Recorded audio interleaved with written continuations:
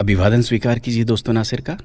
दोस्तों आज की एक अमृत कथा मेरे मित्र सुरेश नायक सिरसा से जिन्होंने भेजी है। कल दिल्ली से गोवा की उड़ान में एक सज्जन मिले, साथ में उनकी पत्नी भी थी। सज्जन की उम्र करीब 80 साल रही होगी, मैंने पूछा नहीं, लेकिन उनकी पत्नी भी 75 पार ही रही होंगी। उम्र के सहज प्रभाव को छोड़ दें तो दोनों करीब करीब फिट थे। पत्नी खिड़की की ओर बैठी और सज्जन बीच में, और मैं सबसे किनारे वाली सीट पर था। उड़ान भरने के साथ ही पत्नी ने कुछ खाने का सामान निकाला और पति की ओर किया। पति कांपते हाथों से धीरे धीरे खाने लगे। फिर फ्लाइट में जब भोजन सर्व होना शुरू हुआ तो उन लोगों ने राजमा चावल का ऑर्डर किया। दोनों बहुत आराम से राजमा चावल खाते रहे। मैंने पता नहीं क्यों पास्ता ऑर्डर कर दिया था।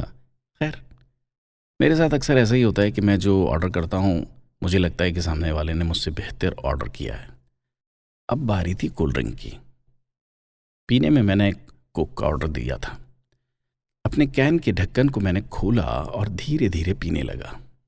उन सज्जन ने कोई जूस लिया था। खाना खाने के बाद जब उन्होंने जूस की बोतल के ढक्कन को खोलना शुरू किया तो ढक्कन खुल नहीं रहा था। सज्जन कांपते हाथों से उसे खोलने की कोशिश कर रहे थे। मैं लगातार उनकी तरफ देख रहा था कि मुझे लगा कि ढक्कन खोलने में उन्हें मुश्किल आ रही है, तो मैंने शिष्टाचार हेतु कहा कि लाइए मैं खोल देता हूँ।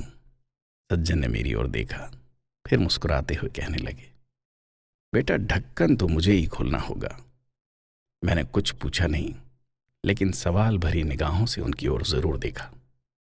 ये देख के सज्जन ने आगे कहा, बेटा जी आज तो आप खोल देंगे, लेकिन अगली बार कौन खोलेगा? इसलिए मुझे खुद खोलना आना चाहिए। पत्नी भी पति की ओर देख रही थी। जूस की बोतल का ढक्कन अभी उनसे खुला नहीं था, पर पति लगे रहे। बहुत बार कोशिश करके उन्होंने आखिरकार ढक्कन खोल ही दिया। दोनों आराम से जूस पी रहे थे। मुझे दिल्ली से गोवा की इस उड़ान में जिंदगी का एक सबक मिला। सज्जन ने मुझे बताया कि उन्होंने ये नियम बना रखा है कि अपना हर काम वो खुद करेंगे। घर में बच्चे हैं, भरा पूरा परिवार है, सब साथ में रहते हैं, पर अपनी रोज की जरूरत के लिए मैं सिर्फ पत्नी की ही मदद लेता हूं, बाकी किसी की नहीं। वो दोनों एक दूसरे की जरूरतों को समझते हैं। सज्जन ने मुझसे कहा कि जितना संभव हो अपना काम खुद करना चाहिए। एक बार अगर काम करना छोड़ दूं, दूसरों पर निर्भर हुआ, तो समझो बेटा कि बिस्तर पर ही पड़ जाऊंगा। फिर मन हमेशा यही कहेगा कि ये काम इससे करा लूं, वो काम उससे करा लूं। फिर तो चलने के लिए भी मुझे दूसरों का सहारा लेना पड़ेगा। अभी चलने में पांव कांपते हैं, खाने में भी हाथ कांपते हैं, पर जब तक आत्मनिर्भर रह सको रहना चाहिए। हम गोवा जा रहे हैं, 2 दिन वहीं रहेंगे। हर महीने 1-2 बार ऐसे ही घूमने निकल जाते हैं। बेटे बहू कहते हैं कि अकेले मुश्किल होगी, पर उन्हें कौन समझाए कि मुश्किल तो तब होगी जब हम घूमना फिरना बंद करके खुद को घर में कैद कर लेंगे। पूरी जिंदगी काम किया, अब सब बेटों को देकर अपने लिए महीने के पैसे तय कर रखे हैं, और हम दोनों उसी में आराम से घूमते हैं। जहाँ जाना होता है एजेंट टिकट बुक करा देता है, घर पर टैक्सी आ जाती है, वापसी में एयरपोर्ट पर भी टैक्सी आ जाती है। होटल में कोई तकलीफ नहीं होती। स्वास्थ्य उम्र के अनुसार एकदम ठीक है। कभी कभी जूस की बोतल ही तो नहीं खुलती, पर थोड़ा दम लगाओ तो वो भी खुल ही जाती है।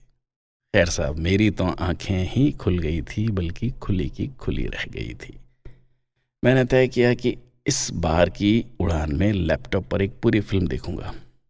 हालांकि मैंने तय किया था कि इस बार की उड़ान में लैपटॉप पर एक पूरी फिल्म देख लूंगा, पर यहां तो मैंने जीवन की ही फिल्म देख ली थी।